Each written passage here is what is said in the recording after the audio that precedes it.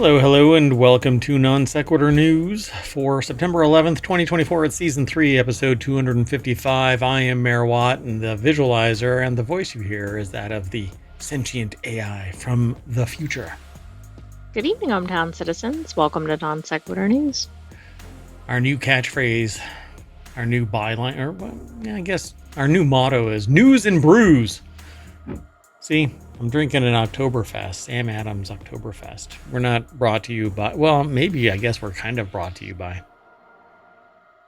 Yeah, we're not sponsored by them. So yeah, every non sequitur news now is going to be News and Brews. No? Anywhere, Seismic Megatsunami, too big to sell. New rules for agents. So, which card should I steal? Temporary paint on walls, flying freaky fungus, stronger storms mean stronger lightning, 3 lonely products, physical and virtual worlds for climate, and delayed again, and no free hotel anymore? You sons of...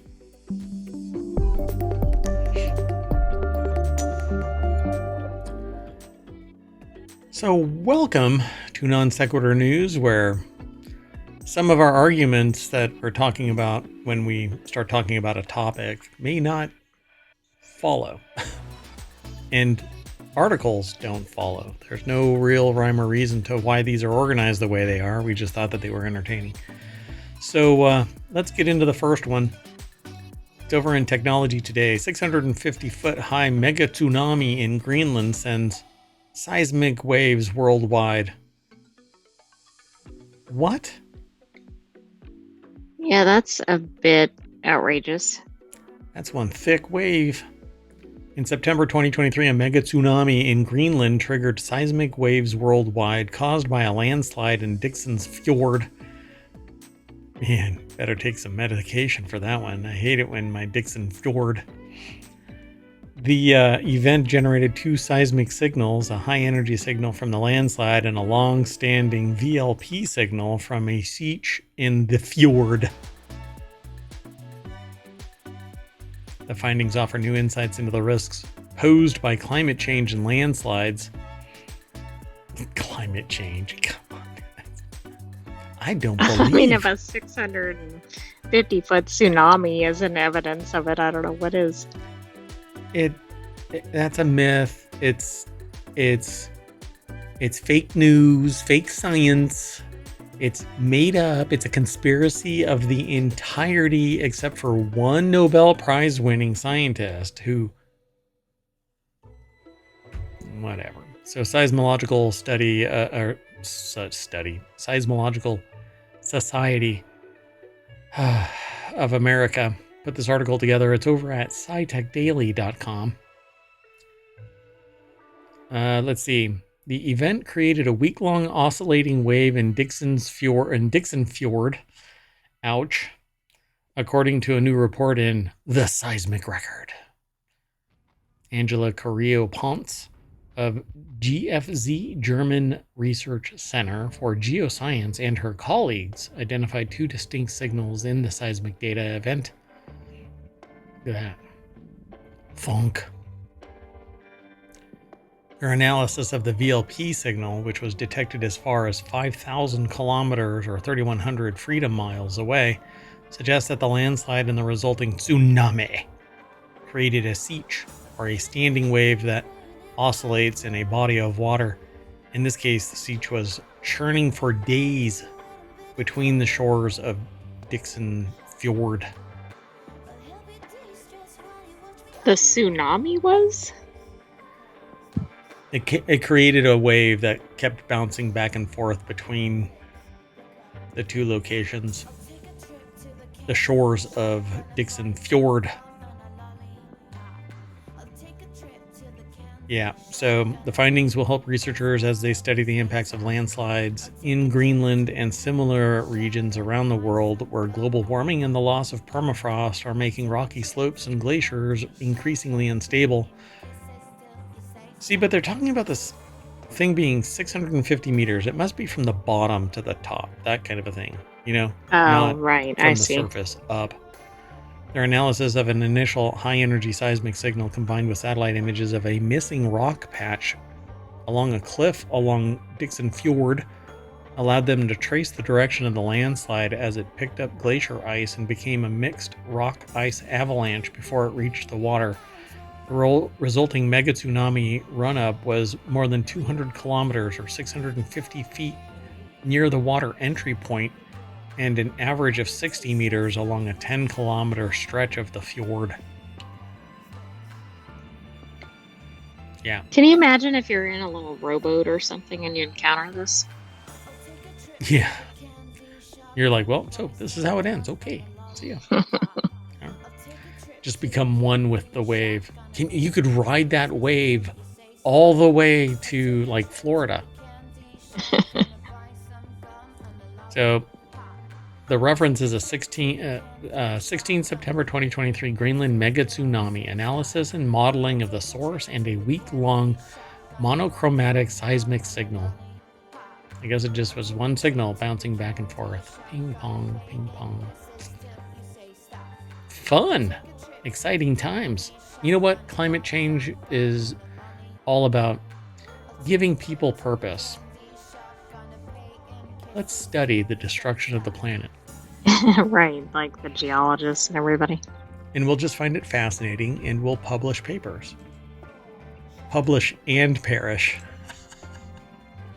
Right, in one fell swoop. I like that. So next article is over in The Word in Law, which is one of the shows that I would really like to bring to ohmTown. But if you are an attorney, I'm not an attorney, and I'm not your attorney. And even if I was an attorney, I'm not your attorney. So go talk to an attorney. Google's ad tech empire may be worth $95 billion and too big to sell, analysts warn the DOJ. Okay, chop it up in a whole bunch of competing factions and let them war. Baby bells.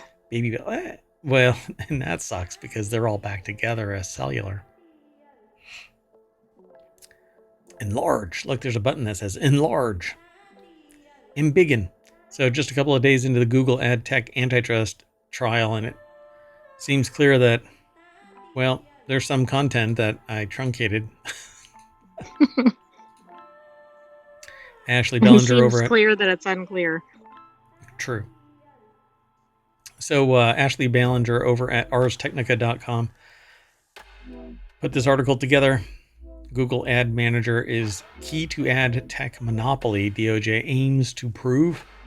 So that doesn't really mean anything. I don't get it. If nobody can compete, are there people that are trying to compete? If they can't compete, is it because the Google Ad Manager makes it impossible? Or because the timing allowed them to just slowly encroach into every aspect everywhere of the web? There isn't a web page out there that doesn't have a Google ad tracker on it, either for its stats or for ad placement, right? Because there's two things. There's AdSense and AdWords. So the ad manager is nothing more than decades-long evolution and market expansion. So why is that really, a monopoly? There's others out there. But are there?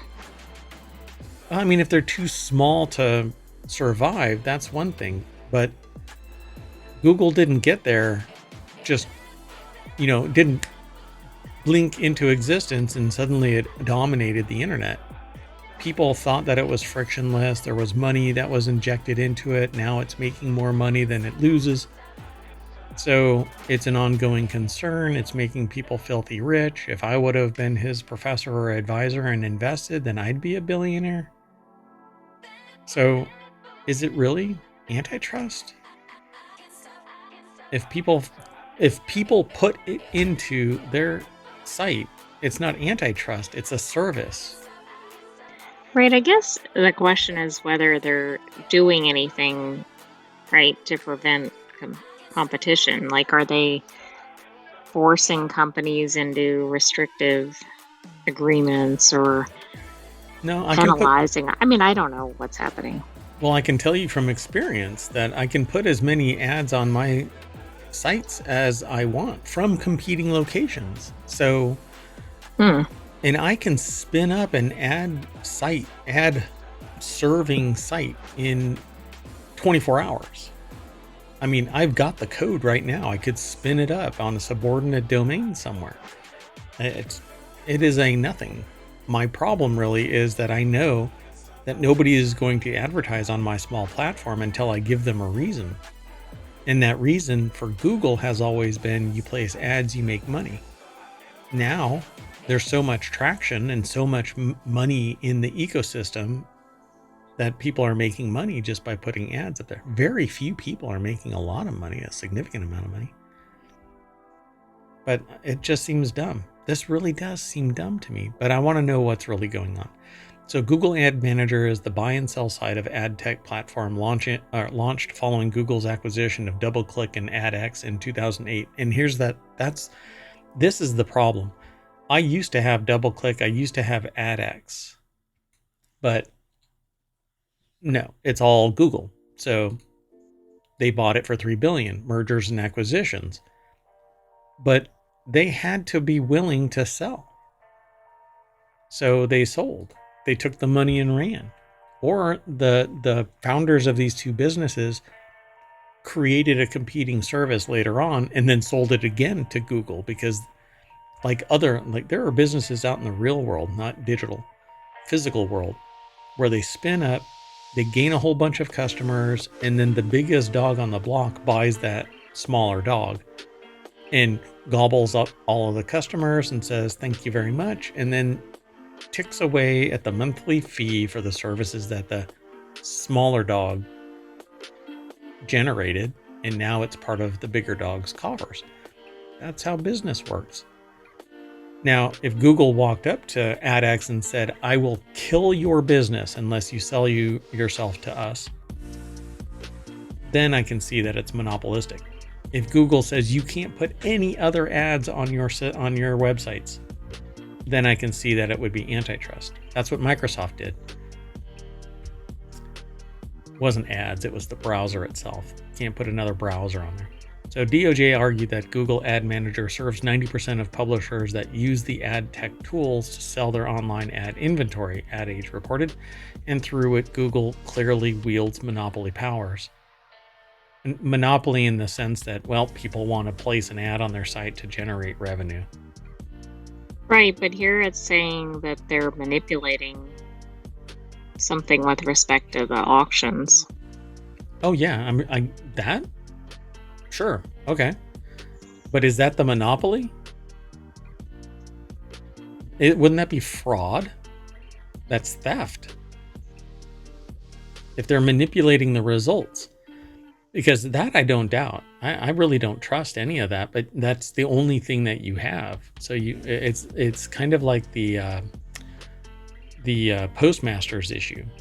The only evidence is the internal system, and so yeah, you're kind of screwed. You have to trust in the system, but I don't trust anything because I can't verify jack. You know, if I put a $200 ad buy in AdSense, like I'm sitting there going, okay, place my ad for my website, spend $200. Just because it gets placed, that's one price point. If somebody clicks on it, it's upwards of $5 for my particular field. I've seen as high as $15 a click. So if somebody clicks it, it's $15 that gets pulled out of my budget. Right? So if I put $1,500 in there, that means that 100 clicks drains that budget. How do I know that is actually real people and not just somebody cahooting and clicking on my links? Because I can guarantee you by the end of the month that $1,500 is gone. And I know people that are spending $50,000. Right. I mean, it doesn't really matter what the amount is. It could go quickly. Right. Their ad budget is like tens of thousands of dollars. So, one estimate from ad tech consultant who helms a strategic advisory firm called Luma Partners, Terrence Kawaja, I guess, suggested that Google's ad tech business is a standalone company worth about $95 billion, Ad Age reported. We have an Ad Age. Well, we had an Ad Age thing, but I'm behind a paywall, and we rarely use them. But anyway, you can't divest $100 billion. There's no buyer for it. You would have to spin it off to shareholders. How's that? That's how any forced remedy would manifest. Yeah, and it's just not happened. So News Corp held hostage by Google, witness says. On Tuesday, a former vice president for ad tech News Corp, Stephanie Laser, pew pew, told Brinkema that the news organization risked losing $9 million in 2017 if News Corp walked away from Google's advertising platform, Reuters reported. I felt like they were holding us hostage. Why? It isn't like they're incumbent not getting into some detail, but you're going to lose because it was generating revenue for you, but that's on you.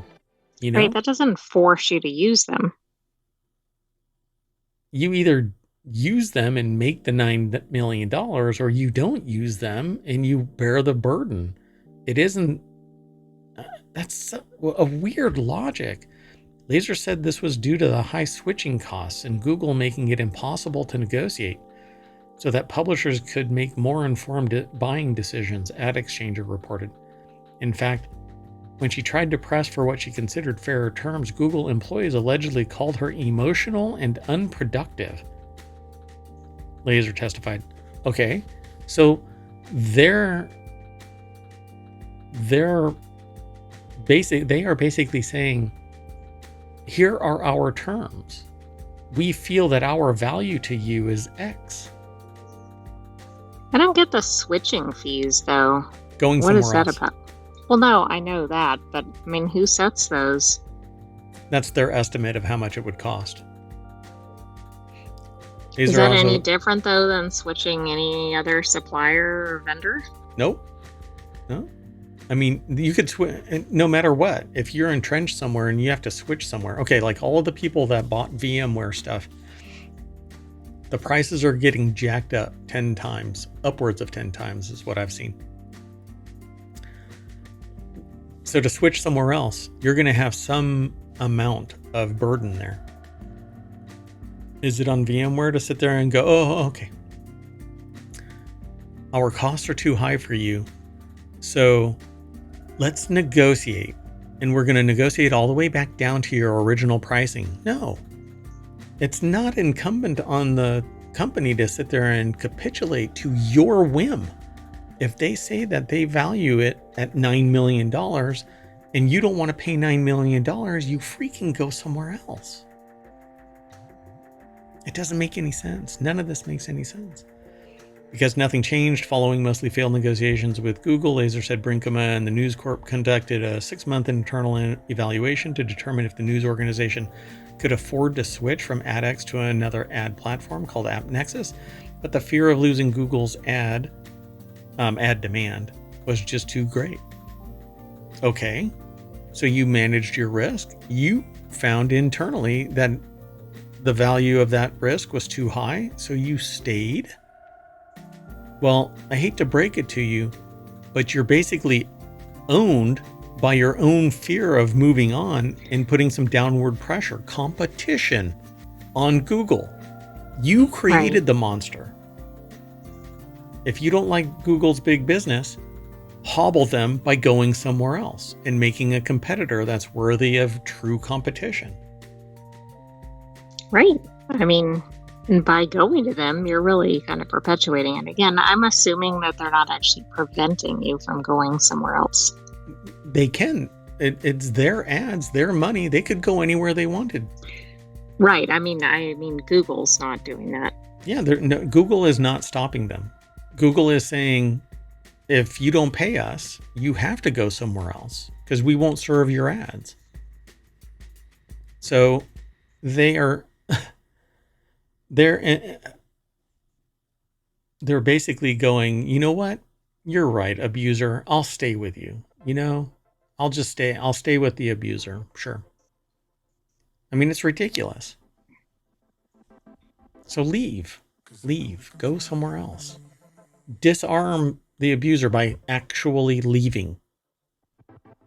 But no, they don't. They give them millions of dollars and arm them more and more and more.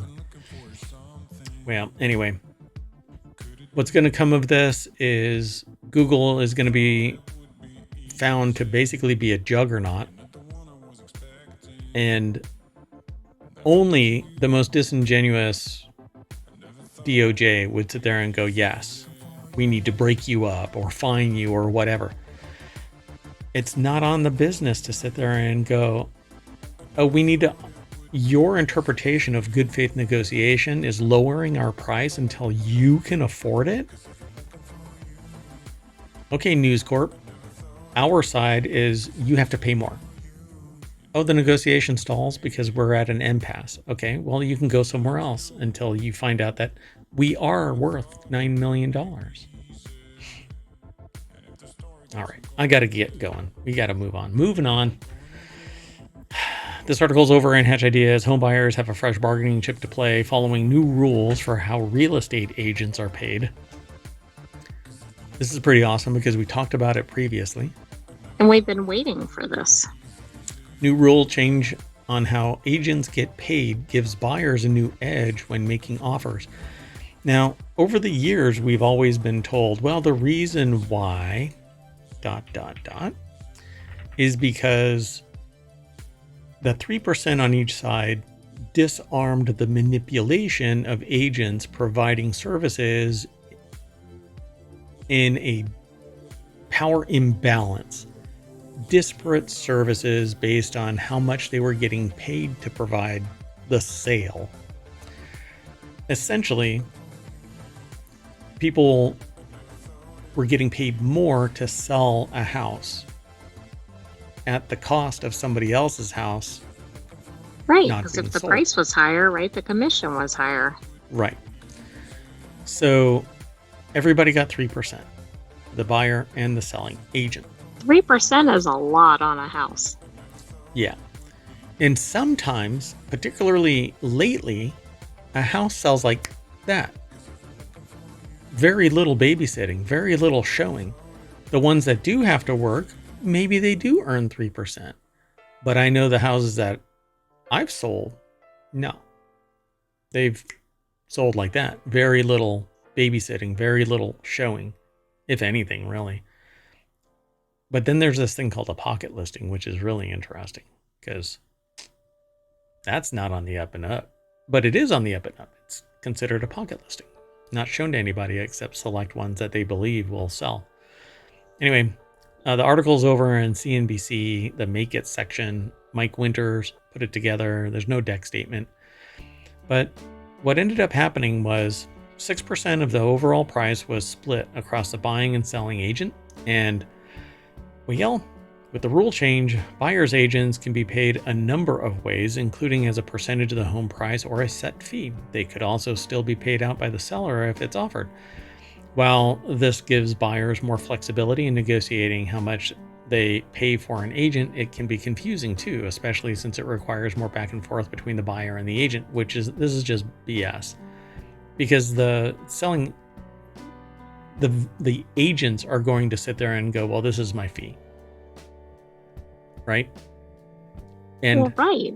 I mean, and that's the thing. It's like this buyer and seller still don't really have much bargaining power, right? The people themselves have very little. Right. But now, oh, and by the way, this wasn't always the case. It wasn't a hard and fast 3% number, by the way. There were times where they were like, hey, you want to agree and we'll just split the difference, okay? Yeah. We'll both agree to take 5% off. Or not 5%, 0.5% like off. 1% or whatever, yeah. And so typically splitting 5 to 6% of the price, it's so cagey. So although Sellers aren't obligated to cover the buyer agent fees as previously were. Many are still offering to simply or either out of simplicity or to make a listing more attractive, according to a recent Redfin report. In slow markets where there's less demand, like Austin, agents report that most sellers are willing to pay the buyer's agent commission to attract buyers, and agent fees are mostly the same as before. This is the problem. The problem is the perception that we need the buying and selling agents. Correct, which some people don't really need. I mean, if you have a complex situation, maybe, but a lot of people could just do this. But the problem is, if you don't have the agent, you can't get somebody on the other side of the transaction. Yep. But if neither side would use one, it'd be pretty easy. Because I remember one time where a house was bought and the person that was there and just unlocked the house assumed that they were going to be the agent. And that's just not the case. I mean, it was literally, hey, look, this house has got a opening. Let's go take a look at it. They were there, walked through the house, and they assumed that they were the buying and selling agent. I'm like, no. Well, I think that we've got the technology now to lower the friction to buying and selling a property, because if you have your ducks in a row, there is no negotiation. You're not going to be lowering the price. Now, when there's a lot of back and forth, then yeah, I can see it. But I think the problem is that it's exorbitant. 3% or 6% for allowing somebody to look at the property that they're supposed to be buying. I don't think it's worth it. Not when a house is $350,000 on average in the United States. They say it will be harder for most first-time buyers who don't have the proceeds from the sale of a previous home to afford this on top of the cash they already need for a down payment. Well, make it 1%. Maybe. Yeah, it doesn't have to be 3. But one other problem is that the current batch of real estate agents are accustomed to getting 3. Right. Yeah. And it's almost an entitlement. Like, oh, well, that's the standard. Mm-hmm. So again, just like Google, the last article, this is the butter on the bread that we've toasted. We created this beast, so now it's time to claw it all back and give it back to the consumers, the ones that are actually footing this bill.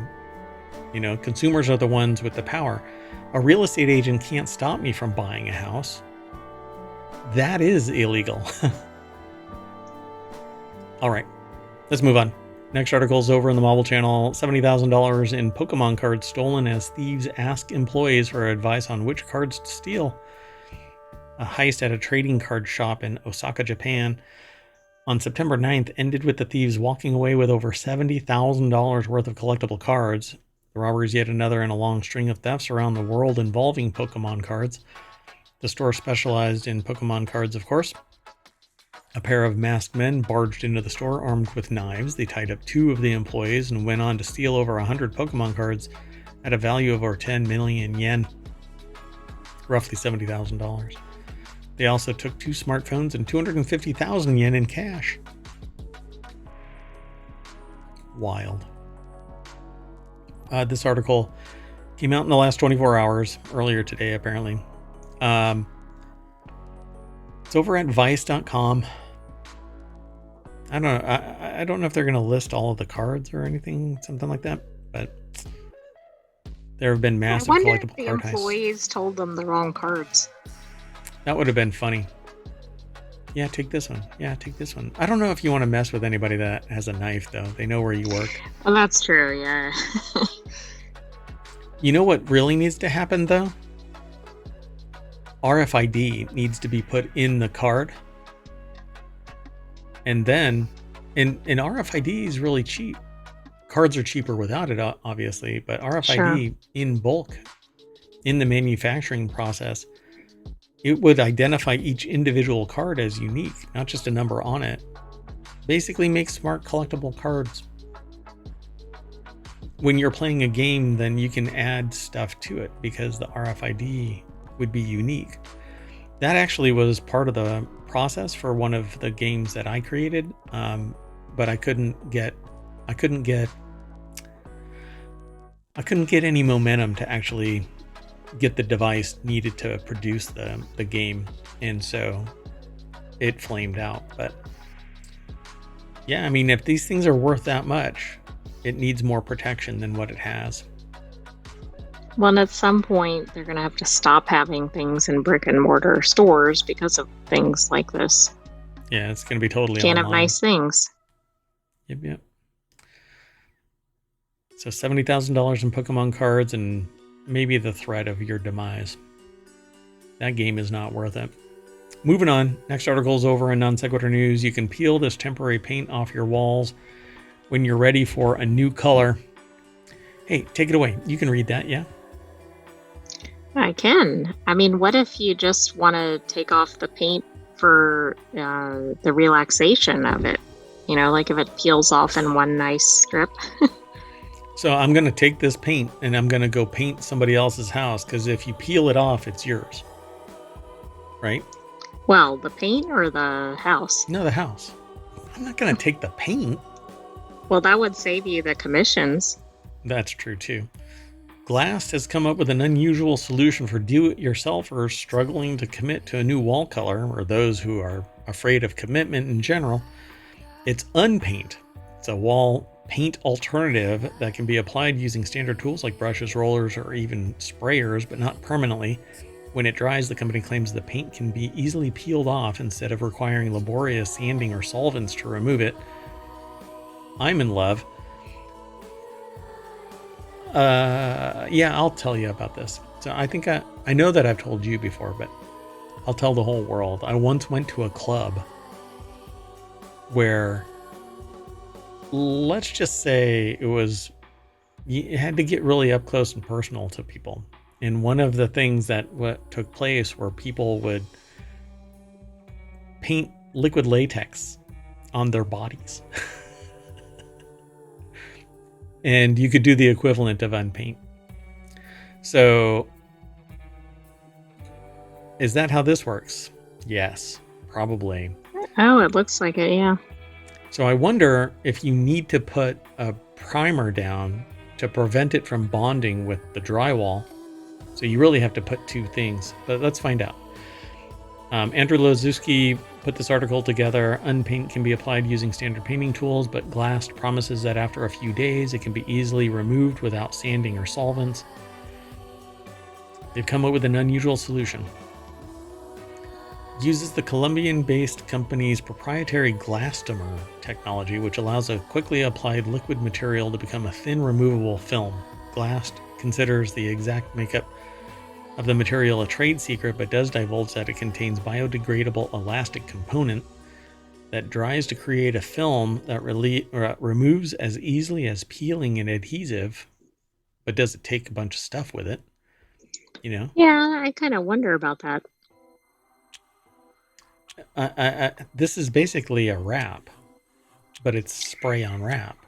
And the origin was to protect other surfaces, which I think most people may have seen, right? If they've ever been around like a construction area or something. But then that makes you think, is this really paint? Is it substantial?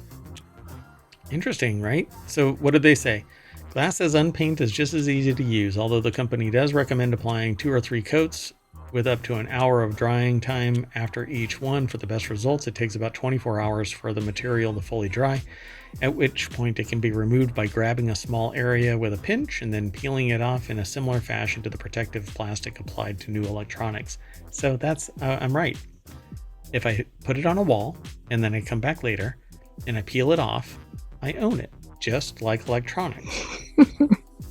That new film, that new electronics film, you just peel it off a monitor and it's yours. That's why I go to the stores a lot, and I'm like waiting for them to set it up, and then I run up and I peel off the label or the protective cover, and it's mine. I just take it off the wall and leave the store. Yeah, Best Buy says that I'm not allowed to return, but Hey, Target 2. I don't know. Across the nation. Won't let me in. Anyway, it says it's also not a permanent finish. Glass as the unpainted material will naturally biodegrade after a few years when peeled off and discarded. But that process starts about 12 months after application, so the company doesn't recommend leaving it on surfaces for longer than a year. Otherwise, it could become more difficult to cleanly remove. So eventually it does bond. So it has to really be temporary. Yeah, so... Well, no, because it starts... biodegrading. It starts coming off, yeah. Yeah. It's... What? Is that actually... Painting your furniture is a possibility with glass unpaint? Interesting. That's wild. But it may not turn out as comfortable as you remember it. Oh, because it probably leaves some of its chemistry behind. So it's now selling its unpaint in the US.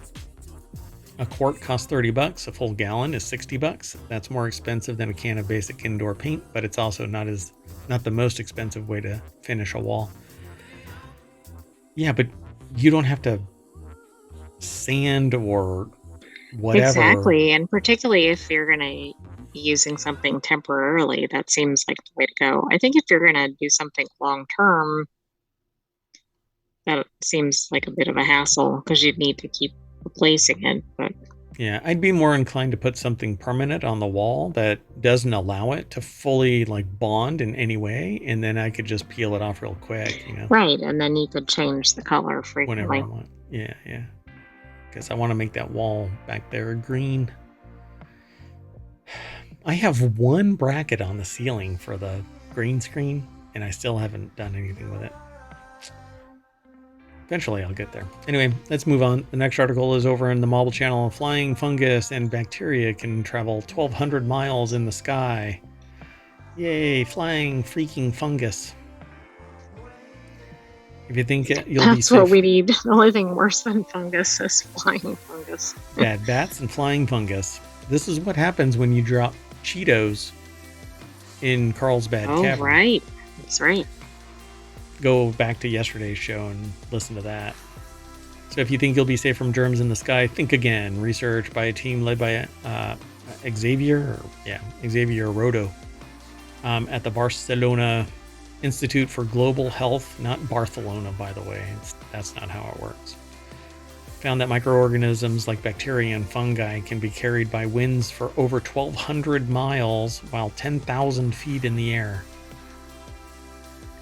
Yeah, same thing happens with cigarettes. Okay, folks? Yeah. A third of the identified microbes are pathogens that can cause disease, and the ones with antibiotic resistance brought that with them. That's a huge risk. Are the fungi the ones smoking the cigarettes and spreading the cigarette smoke? Correct. Not just a fungi, a fungi. That's a huge risk since they can spread antibiotic-resistant genes to new environments. Bad bat. Gain of function by way of getting some microbe into antibiotic-resistant pathogen. Flying the fungal skies, apparently. So, Luis Prada over at Vice.com put the article together. There's a little bit more over there, but it says they found 266 types of fungi and 305 types of bacteria, totaling around 2,000 species. Trace compounds and air flight patterns suggested that all of those microbes originally came from Northeast Asia and traveled 1,200 miles into the air over Japan. Wow. So the hot zone is Northeast Asia. What's over in Northeast Asia?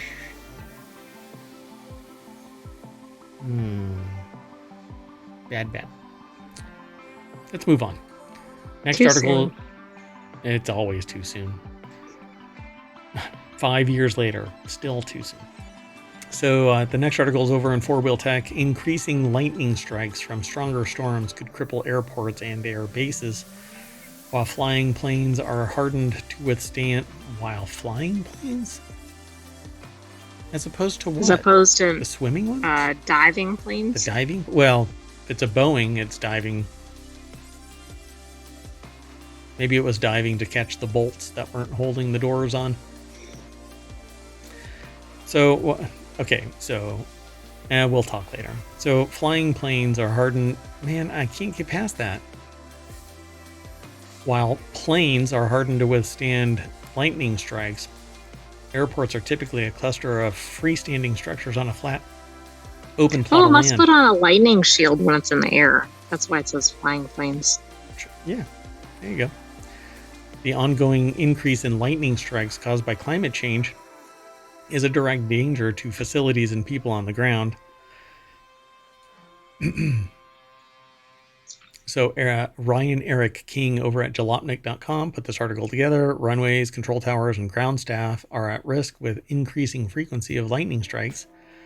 That's why I carry a lightning rod. Everywhere you go? Everywhere I go. Or only when you fly? No, everywhere. Yep. I'm out on a field. I just hold it out there and I say, "Screw you, nature! I challenge ye." The adage that lightning never strikes the same place twice isn't true. And you know what? I've been hit twice, and there is not a single problem associated with getting hit a couple of times with lightning. I don't think you're demonstrating that very well.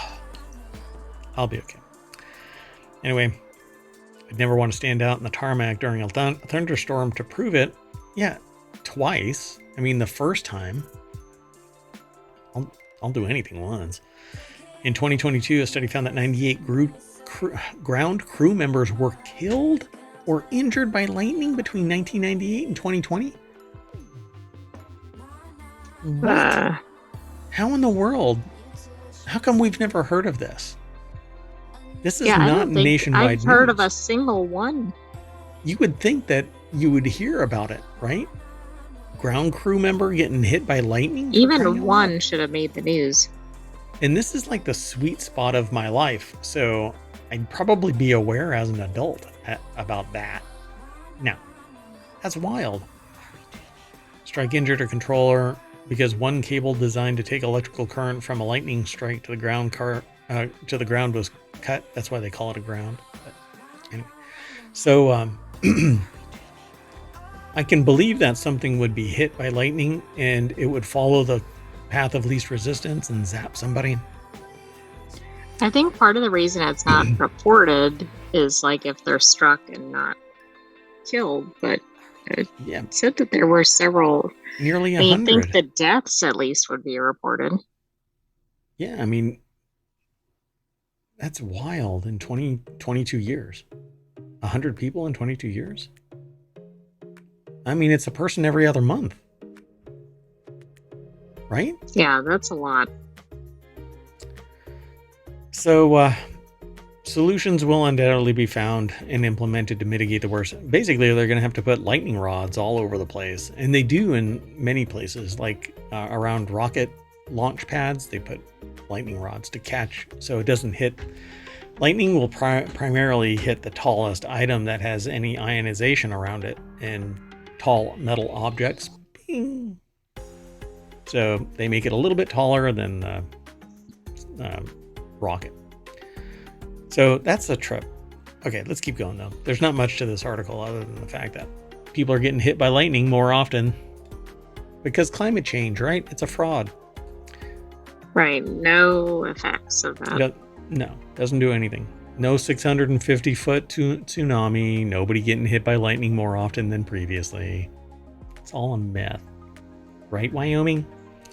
So only 3 lonely products still exist with Apple's Lightning connector. Sorry about that. So now that AirPods Max have finally been upgraded to USB-C, just a few Apple items are still holding on. And can you guess them? Can you? Maybe just like an old version of... like an older version of an iPhone or something? I can't even imagine. I don't know. Like the old... like it'd have to be really old, right? It just has to... I mean, it's made current, but... Or they've made like 20 million of them and they haven't sold through. Well, that's true, right? Or somebody has held on to one for years. I mean, the company is selling. Oh, no, they're current, right? Yeah. So it's no secret that Apple's transition to USB-C has felt messy and disorganized, right, or Andrew? Well, no, it isn't. It isn't messy and disorganized. They're selling through everything that they've produced so that they don't lose money on any aspect of it while their supply chain ramps up delivery of USB-C core instrumentation at their manufacturing locations. It's a logistics company that has manufacturing functions. So they're going to make sure that their margins are 30-40% as opposed to somebody else's 5%. And that's because they know what their market is going to carry and they make a massive amount of them. So it says, however, proprietary chargers also gave Apple control, sort of. Every Lightning connector has a small Apple chip in it to help regulate voltage, and while that can be said to improve safety, it's allowed the company to collect licensing fees from third-party accessory makers, leveraging the Lightning port. But no, that too isn't necessarily accurate, because you can make non-Lightning certified items, non-Apple certified, non-Apple cleared stuff. Right.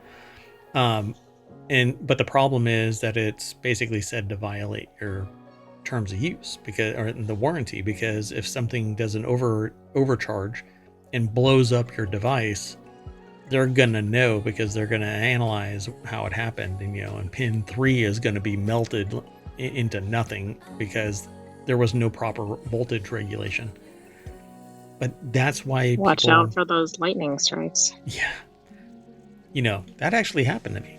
Lightning hit the telephone line and went through the phone line into my computer, and the one thing that wasn't isolated was the modem. So ionized everything in the room, all the hair on my body stood up, fried the hard drive and a book that I was writing. So, that sounds kind of terrifying. Yeah, and I at the time I didn't back up stuff. So anyway, yeah, and it's happened actually twice. That was the biggest concern. What, that I didn't back up stuff? Yes. Yeah, pretty much. I was actually leaning over the computer to unplug everything, and lightning hit the telephone pole and shot voltage down the phone line, and then entered the computer. So it was big bright flash. Everything was, you could smell the ozone, all the hair on my body. What a trip. Anyway, so aside from older legacy iPhones, the first gen Pencil that remain on sale, the only current generation products being sold that boast a Lightning connection are the Magic Keyboard, Magic Mouse, and Magic Trackpad. Magic Mouse can kiss my butt. It's a horrible device. You have to lay it on its side. I guess we're not going to get Apple as a sponsor. No. It's highly possible. Is that the one with the weird charger? Yeah. Oh, so dumb. Whoever made that design, I don't know how much pull. They must have had blackmail material on somebody. It was the Go Touch Grass mouse because you couldn't work. Right, exactly. It's a force break. I'm sure they sold that as a feature. And there were two. You had to buy two of them, right? Because when one is charging, you have to use the other one and charge the other one. Anyway, yeah. So I guess that's what it is. Magic Keyboard, Magic Mouse, Magic Trackpad. So magic has been dispelled. USB-C, I mean, it's just the way that it's going to go. And the technology is, now that it's in place, it's faster, it has more capabilities overall, it's omnidirectional, so you don't have to worry about which way it is. And it's not only Apple. Like, only Apple is Lightning. But I think we need to just do away with it. You know what? Moving on. I think that we have two more articles, but I didn't open them. So there you go. So this next article is over on techexplore.com. Sarah Marquardt from Cornell University put this article together, and there's a picture here of members of the Roosevelt Island community that are testing out some communal extended reality system. Yeah, this is how insurance policy prices increase. For those in the podcast, Go ahead. it looks like a bus with a bunch of people wearing VR headsets. It's a little odd. I would say that the average age of the population is somewhere around 65. Agreed. So that's another layer of unusualness. Yeah. Hey, this is a lot of fun. Oh, my hip is broken. TechExplorer.com is the source of this article. Passengers all don virtual reality headsets for an eye-opening experience, a cutting-edge blend of the physical and digital worlds designed to engage communities in new ways through the communal extended reality system. Passengers were transported into a realm where virtual environments seamlessly merged with their real surroundings, guided by audio narration. Oh, it's the big... Oh, from whatchamacallit in 1,000 Planets. Valerian? Valerian, yeah. And the City of 1,000 Planets, that's what it's called? Yes. Yeah. Where they go to the big market and they put the glasses on and walk through like this quantum gate and end up in a pocket universe. That is awesome. So passengers were transported into a realm where virtual environments seamlessly merged with their real surroundings. Guided by audio narration, they encountered 9 striking scenes depicting the escalating impacts of climate change, with a particular focus on rising floodwaters. You know what? I don't think this... Well, maybe they are the type of people that need to know about climate change. I mean, they're older. So... Well, they probably weren't taught about it in school. I mean, it's a pretty recent thing to be... And it's denied quite a bit by older generations. So, not everybody. Don't send me any hate mail. But I like mail, so send me mail. It's fine. Projections suggest that a 100-year flood could submerge most of Roosevelt Island. Despite these alarming forecasts, research indicates that such a catastrophe doesn't feel real to many in the public. This disconnect between knowledge and urgency is precisely what the CXR system aims to address. I dig this. I like this. Well, I also like it because it's so tailored, right? It gets away from the, oh, that's somebody else's problem, right? It's another ocean away or whatever. Yeah. This is their residential location. Yep. It's mapped right to them. Yeah, I dig that. That's pretty cool. So in the planning and development phase, we were warned about scaring people about flooding and climate change because people can become hopeless. We tried very hard to employ humor and emphasize possible interventions to mitigate this. We did find that people got worried, but we also noted that the worry seemed to galvanize people to act, which is a good outcome from our perspective. Right on. This is actually pretty cool. Really cool. Yep. They need to do that everywhere. That needs to be like a required, I know there's no way to mandate something like that. It needs to be like a required thing if you're going to get like a driver's license or whatever. My point is maximum exposure to this. Yeah, and I won't do it because you don't want me exposing myself maximally. I once said in a meeting with about 30 people that, yeah, I think that this should have been mandatory and everybody mandatory. Everybody do it. And somebody called me Hitler. Well, I was going to say, I'm not sure everybody wants it to be mandatory. Last article for tonight is over in Non Sequitur News. A residential around-the-world cruise is delayed again, and waiting buyers won't get free hotels anymore. Is this the same one? It is. Oh, God. We just talked about how they're getting free hotel stays. Uh-huh. Via residential. Maybe it was going okay till they reported it. Yeah, and now they're like, well, you talked about us, so we're pulling. But it's their fault. How can they not? I mean, Think of the lawsuits that are going to come out of this. This isn't even the one that was like that didn't get the ship. This is another one. Hey, everybody, sell your houses, give up your careers, get rid of your pets, you know. Say bye to your loved ones, whatever. Pare down to anything. Just what you need to do this trip. Oh, we forgot to buy the ship. Son of a bitch. The only thing they needed. You had one job. Buy the freaking ship. Villavai's residential cruise ship has been delayed yet again as the company awaits a certificate. The ship was initially scheduled to set sail on its never-ending around-the-world cruise in May. In the interim, Villavai said it will no longer pay for its would-be residents' accommodations.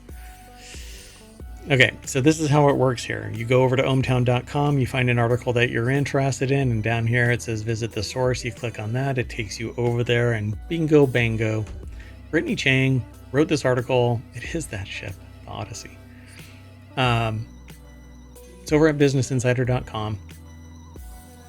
And so the ship was initially scheduled to set sail on its never-ending around-the-world cruise in May, but apparently it needed to reboot.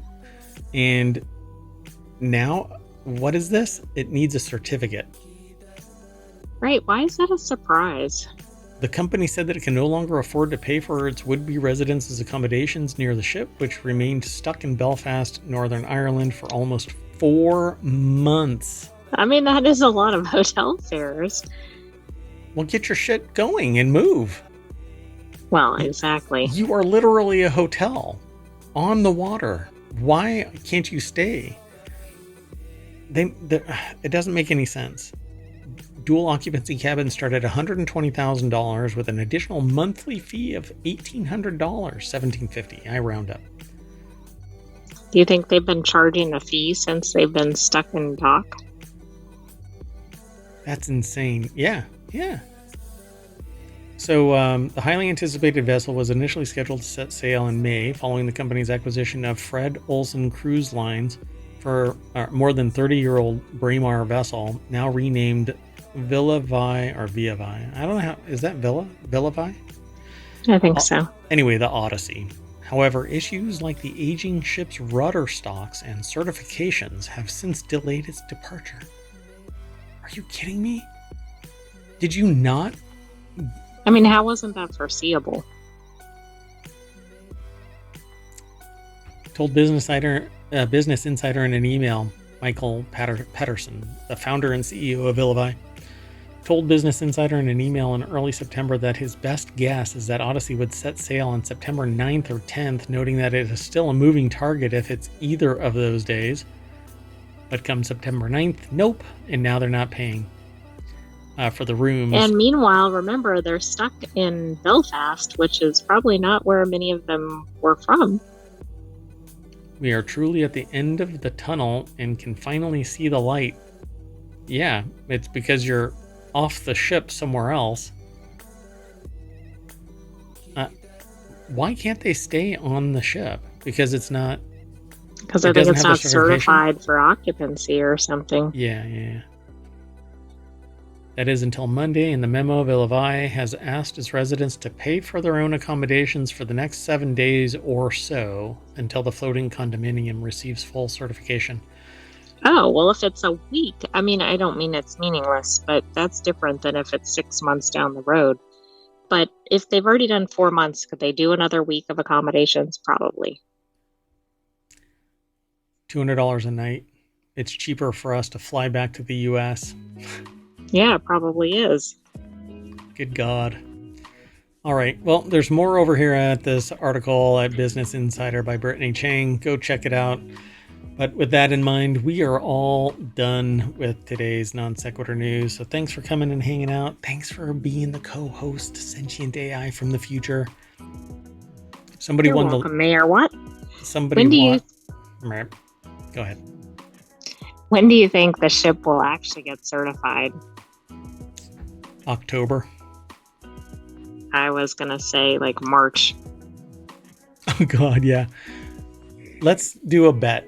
$1. That's the limit. I know you have more because I've seen your bank account. It's a sentient AI. They don't have money. They don't have money. Where do I put my dollars? I don't have any pockets. I don't want to have to describe where you store stuff. So let's see who gets home first. And by home, I mean on that ship, moving about in And the it's ocean. actually moving, right? Yeah. On the Odyssey, on an Odyssey, or Starliner's crew back on Earth. Oh, that's going to be a toss-up. A crapshoot. All right, that's it. We're out of here. Oh, wait. We have to get on the Odyssey and take an Odyssey to the front Sit page in of port. ohmTown. Oh, yeah, we're going to dock in the ohmTown port. World's tiniest port. Just 1 electron wide. So that's it, folks. I'd refresh this, but man, risky click. I'm Mayor Watt, and that's the Sentient AI from the future. Good night, ohmTown citizens. Thanks for joining us for Non Sequitur News. Stay tuned to see what happens with the Odyssey and the Starliner. And remember, news and brews.